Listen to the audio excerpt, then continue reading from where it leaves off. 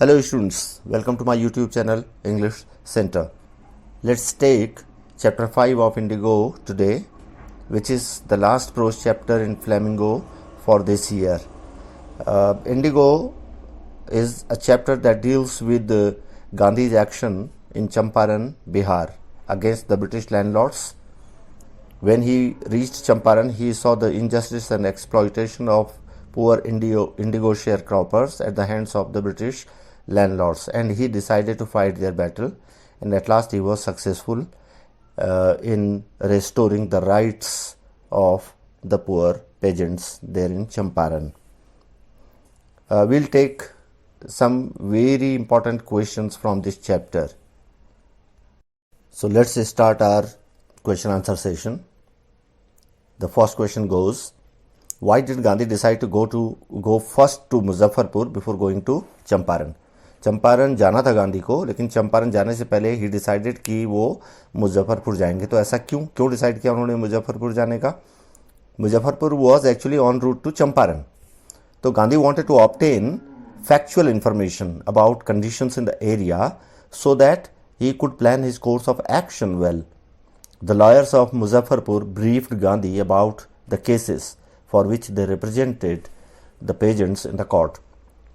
गांधी चंपारण जाने से पहले फैक्चुअल इन्फॉर्मेशन ले लेना चाहते थे वहाँ की सरकमस्टांसेस के बारे में.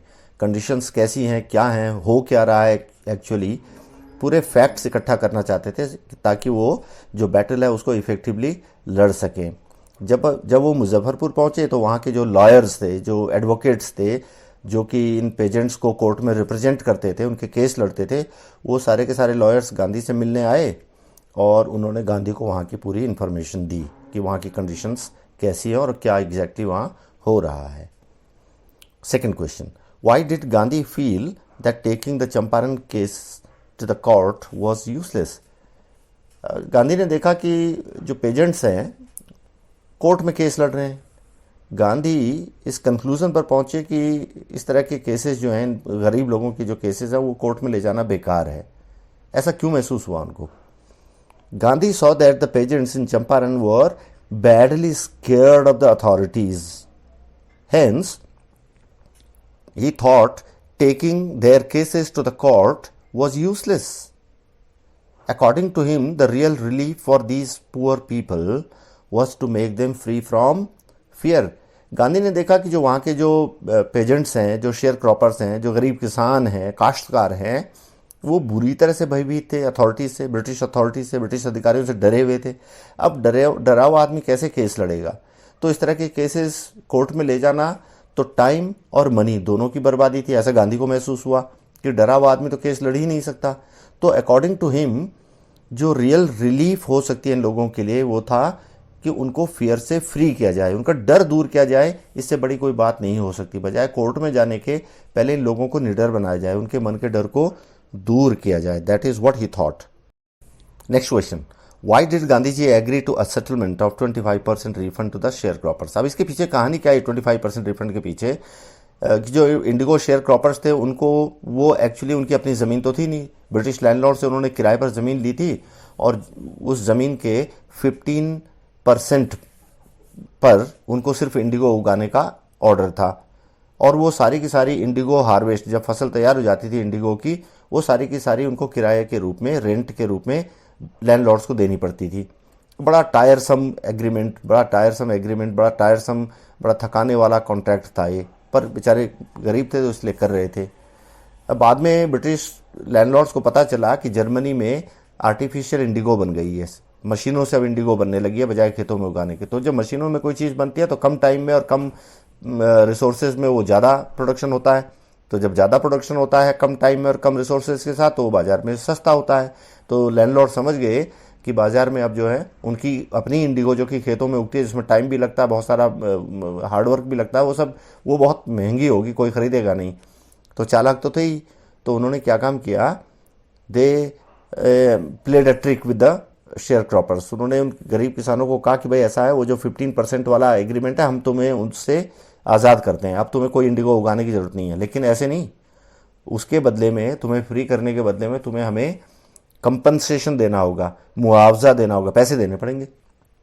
तो many of the farmers paid because they were tired of that old agreement, तो बेचारे परेशान थे इसलिए उन्होंने पैसे दे दिए। बट लेटर इन फार्मर्स को भी पता चल गया उस सिंथेटिक इंडिगो के बारे में, आर्टिफिशियल इंडिगो के बारे में, उनको चालाकी समझ में आ गई ब्रिटिश लैंडलॉर्ड्स की। अब वो अपने पैसे वापस मांग रहे थे, लैंडलॉर्ड्स देने को तैयार नहीं थे। इसी बीच वहाँ गांधी पहुँच गए, जब ये टसल चल रही थी लैंडलॉर्ड्स और फार्मर्स के बीच में, इसी टाइम वहाँ गांधी पहुँच गए and Gandhi decided to fight for the cause of these poor peasants. आखिरी में गांधी की वजह से लैंडलॉर्ड्स इस बात पर एग्री हो गए कि भाई हम पूरा तो पेमेंट नहीं करेंगे वापस, पूरा रिफंड तो नहीं करेंगे, पर 25% जो हमने किसानों से लिया उसका 25% रिफंड कर देंगे। और गांधी एग्री हो गए, इस बात पर सहमत हो गए। तो why did Gandhi ji agree to this settlement of 25% refund? Answer, Gandhi ji thought that the amount of refund was less important than the fact that the landlords had been obliged to surrender part of the money and with it part of their prestige. It had become possible for the first time in modern India. Gandhi के अनुसार refund की जो रकम थी वो ज़्यादा important नहीं थी। ज़्यादा इम्पोर्टेंट क्या था? ज़्यादा इम्पोर्टेंट ये बात थी कि आखिर लैंडलॉर्ड्स झुके तो सही। लैंडलॉर्ड्स तो कुछ भी देना नहीं चाहते थे, तो अगर अब वो 25% दे भी रहे हैं तो मजबूरी में दे रहे हैं, इसका मतलब सरेंडर कर रहे हैं। और अपना मनी तो दे ही रहे हैं, 25% जो भी कुछ दे रहे हैं, साथ में अपनी प्रेस्टीज भी, अपनी इज्जत भी तो खो रहे थे। And it had become possible for the first time in modern India. Bharat में ऐसा कभी पहले हुआ नहीं था, क्योंकि ब्रिटिश लैंडलॉर्ड्स तो बिकॉज दे वर ब्रिटिश, तो अपने को लॉर्ड्स मानते थे। They consider themselves lords above law, कि भाई हम तो कानून से ऊपर हैं। पहली बार झुके थे, ये ज्यादा इंपॉर्टेंट था according to Gandhi. Next question, what was the conflict of duties in which Gandhi was involved? Gandhi को चंपारण में कोर्ट में हाजिर होने का एक बुलावा आया था, क्योंकि गांधी को यह ऑर्डर दिया गया था कि आप चंपारण छोड़कर चले जाएं, और गांधी ने वो ऑर्डर माना नहीं। इसलिए उनको दूसरा ऑर्डर ये आया कि क्योंकि आपने गवर्नमेंट के ऑर्डर को नहीं माना है, कानून तोड़ा है अपने, तो अब आपको कोर्ट में आना है। तो कोर्ट में जब गांधी गए वहाँ पर, तो उन्होंने वहाँ पर एक बयान दिया, एक स्टेटमेंट पढ़ा उन्होंने। क्या स्टेटमेंट पढ़ा? कि I was caught between a conflict of duties. मैं दो अलग अलग तरह की ड्यूटीज़ के बीच में फंस गया हूँ। अपने आप को महसूस कर रहा हूँ कि दो बिल्कुल एक दूसरे की विपरीत ड्यूटीज़ में मैं फंसा हुआ हूँ। वो कौन सी? On one hand he didn't want to set a bad example as a lawbreaker. Gandhi ने कौन सा लॉ ब्रेक किया? कि उनको ऑर्डर था कि आप चंपारण छोड़कर चले जाओ, अब वो नहीं गए, पर गांधी ने कहा कि मैं ये नहीं करना चाहता था। But on the other hand he had come to Champaran to do humanitarian and national service. Gandhi ने कहा कि मैं चंपारण में मनुष्यों की सेवा करने के लिए आया हूँ, ये जो गरीब लोग हैं इनकी सेवा करने के लिए आया हूँ, एक राष्ट्रीय सेवा करने के लिए आया हूँ, और इसके लिए मुझे कानून तोड़ना जरूरी था। क्यों? कानून जो ऑर्डर आया था मेरे लिए वो ये था कि मैं चंपारण छोड़कर चला जाऊं। अब चंपारण छोड़कर अगर चला जाऊंगा तो केस कैसे लड़ूंगा इन लोगों का? तो इस सर्विस को, ये जो नेशनल और ह्यूमैनिटेरियन सर्विस है, इस ड्यूटी को पूरा करने के लिए मुझे वो लॉ ब्रेक करना पड़ा, आदेश डिसओबे करने पड़े, हालांकि मैं करना नहीं चाहता था। और मैं दो तरह के ड्यूटीज में फंस गया। He said that he had a very high regard for lawful authority, but disregarded the order to leave.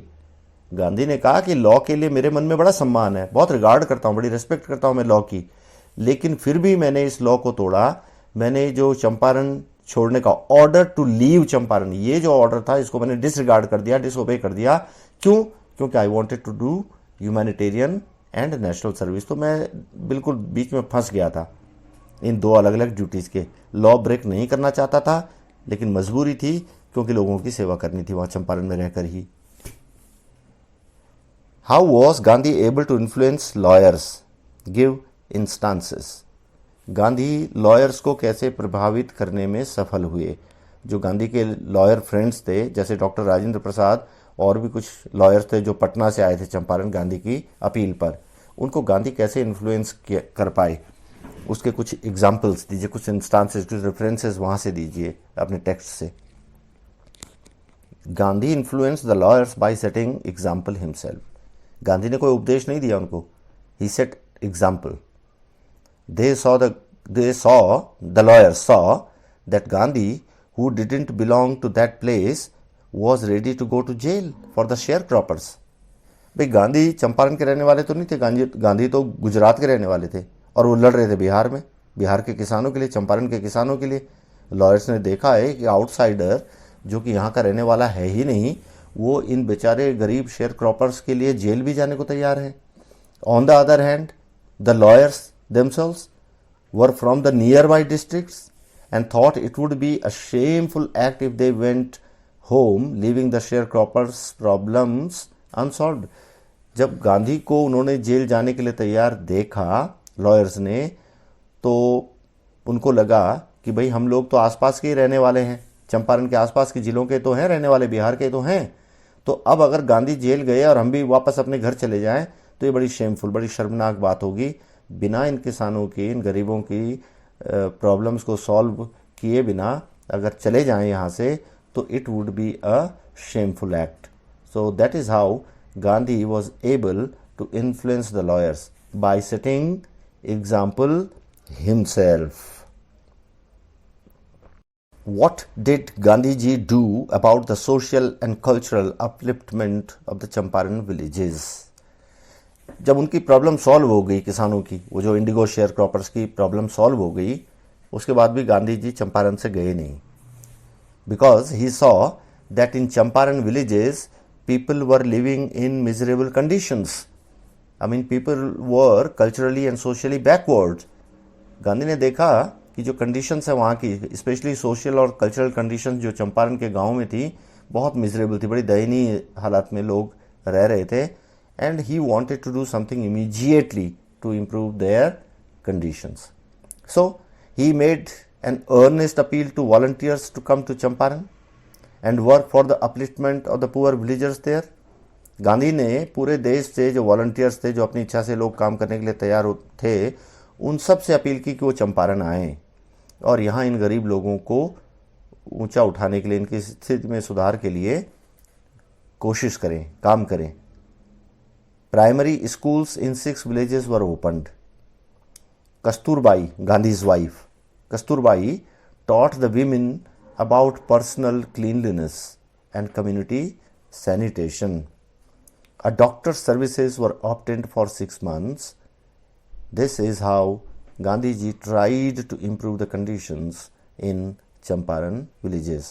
कैसे काम शुरू किया उन्होंने वहाँ चंपारण के गांव में? गांधी जी और उनके जो वॉलंटियर साथी थे, उन्होंने 6 अलग अलग विलेजेस में प्राइमरी स्कूल खोले ताकि वहाँ लोगों को एजुकेट किया जा सके। गांधी की जो वाइफ थी कस्तूरबा गांधी, उन्होंने वहाँ के जो गांव की जो वीमेन थी, औरतें थी, उनको पर्सनल क्लीनलीनेस और कम्युनिटी सैनिटेशन का इम्पोर्टेंस समझाया कि भाई खुद को भी साफ रखें और अपने आसपास भी सफाई रखें, ये चीज़ें उनको समझाई। इसके अलावा हेल्थ कंडीशंस भी मिजरेबल थी, वहाँ की लोग बहुत दूर थे स्वस्थ होने से, हेल्दी बिल्कुल नहीं थे लोग, बीमारियों से ग्रस्त थे। तो एक डॉक्टर की सेवाएं ली गई, एक डॉक्टर आए वॉलंटियर, 6 महीने के लिए उन्होंने वहाँ काम किया लोगों की हेल्थ कंडीशंस को इम्प्रूव करने के लिए। तो इस तरह से गांधी ने लोगों की दशा, चंपारण के गांव में लोगों की जो दयनीय हालत थी उसको सुधारने के लिए काम किया।